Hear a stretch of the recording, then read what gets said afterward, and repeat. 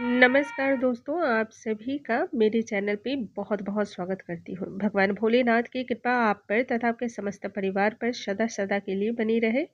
इसी कामना के साथ आज का ये वीडियो हम स्टार्ट करते हैं। दोस्तों, आज के इस वीडियो में हम बात करने वाले हैं साल 2025 में फागुन माह में प्रदोष का व्रत किस तिथि को पड़ने वाला है, दिन एवं वार क्या होगा, पूजा का शुभ मुहूर्त क्या होगा। साथ ही पूजा की विधि के विषय में भी जानेंगे और यह व्रत किन महिलाओं को या किन भक्तों को विशेष रूप से करनी चाहिए उस विषय में भी बात करने वाले हैं। आइए वीडियो को हम स्टार्ट करते हैं। नमस्कार दोस्तों, कैसे हैं आप सभी।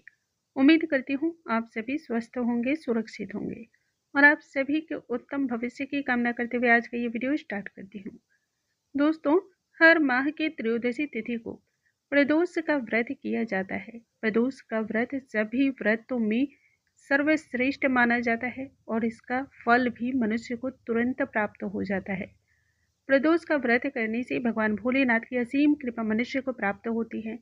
मात्र एक लोटे जल से ही प्रसन्न हो जाने वाले भगवान भोलेनाथ अपने भक्तों की समस्त मनोकामनाओं को पूर्ण करते हैं। प्रदोष का व्रत प्रत्येक मनुष्य को अवश्य ही करना चाहिए।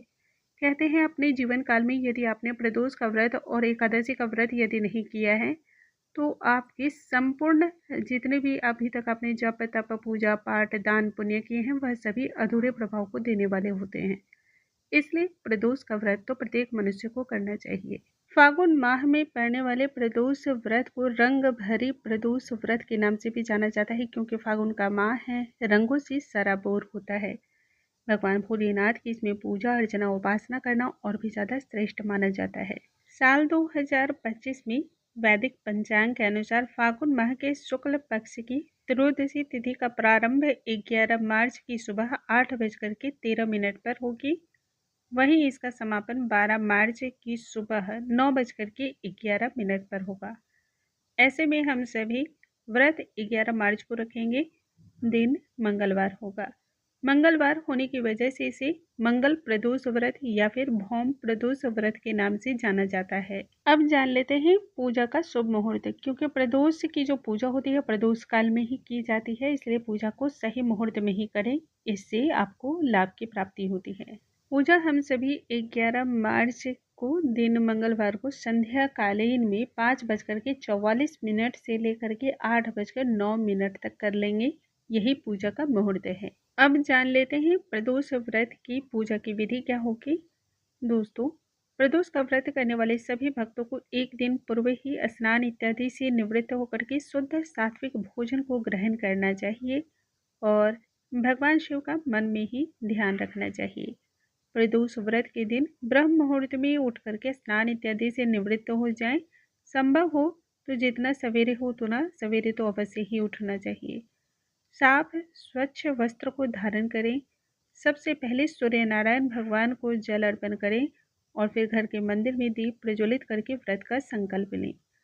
पूजा प्रदोष की जो की जाती है वह प्रदोष काल में की जाती है, इसलिए हम दैनिक पूजा को संपन्न कर लेंगे और फिर संध्या काल को हम पूजा करेंगे। संध्या काल की पूजा आप घर में भी कर सकते हैं और शिवालय जाकर भी कर सकते हैं। संभव हो पड़े तो यदि आप घर में कर रहे हो तो पार्थिव शिवलिंग का निर्माण करके पूजा करें, अधिक लाभ की प्राप्ति होती है। भगवान भोलेनाथ का विभिन्न प्रकार से अभिषेक किया जाता है। जल, दूध, दही, घी, शक्कर, पंचामृत, अनार के रस या फिर गन्ने के रस इत्यादि से अभिषेक करने का विधान है। इन सभी चीज़ों से अभिषेक करने का मनुष्य को अलग अलग लाभ भी प्राप्त होता है। फिर भगवान भोलेनाथ को गंगा जल से या फिर त्रिवेणी के जल से स्नान कराते हुए अभिषेक करते हुए भगवान भोलेनाथ को अच्छी प्रकार से पूज करके उनका श्रृंगार करना चाहिए। वस्त्र स्वरूप में कलावा अर्पण करें, जनेऊ अर्पण करें। भगवान भोलेनाथ को त्रिपुंड लगावें, साथ ही उन्हें भस्म, चंदन इत्यादि अर्पण करें। भगवान भोलेनाथ को काले तिल अवश्य ही अर्पण करना चाहिए। भौम प्रदोष व्रत है, इस दिन गुड़ अवश्य ही चढ़ाएं या फिर गन्ना जरूर चढ़ाएं, बहुत ही ज़्यादा इससे शुभता आती है। इस दिन शिवलिंग पर गेहूं चढ़ाने से संतान से जुड़ी हुई समस्याएं दूर होती है और मंगल जो दुष्प्रभाव दे रहा होता है वह शुभ प्रभाव को देने वाला हो जाता है। इतना ही नहीं, धन संपत्ति में भी आपको लाभ की प्राप्ति होती है।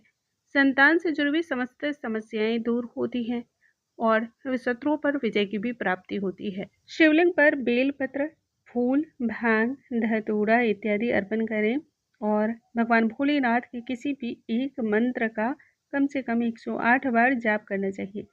शिव चालीसा का पाठ करना, शिव तांडव स्तोत्र का पाठ करना या फिर श्रवण करना भी अनंत लाभ को देने वाला होता है।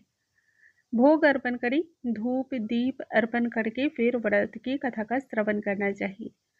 तत्पश्चात हाथों के पुष्प को भगवान भोलेनाथ को अर्पण कर दें और फिर अंत में आरती करते हुए क्षमा याचना करनी चाहिए। दूसरे दिन पारण से पूर्व यथासंभव आपको दान करना चाहिए, क्योंकि बिना दान के तो कोई भी पूजा पूर्ण नहीं मानी जाती है। मंगलवार का दिन था, आपने मंगल प्रदोष का व्रत किया है, संभव हो सके तो लाल चीज़ों का दान इस दिन अवश्य ही करें, जैसे कि मसूर की दाल, गुड़, इन सभी चीज़ों का आप दान कर सकते हैं। लाल वस्त्र का भी दान कर सकते हैं। इससे भी आपकी बहुत सारी समस्याएं समाप्त होती हैं और मनोकामनाएं पूर्ण होती हैं।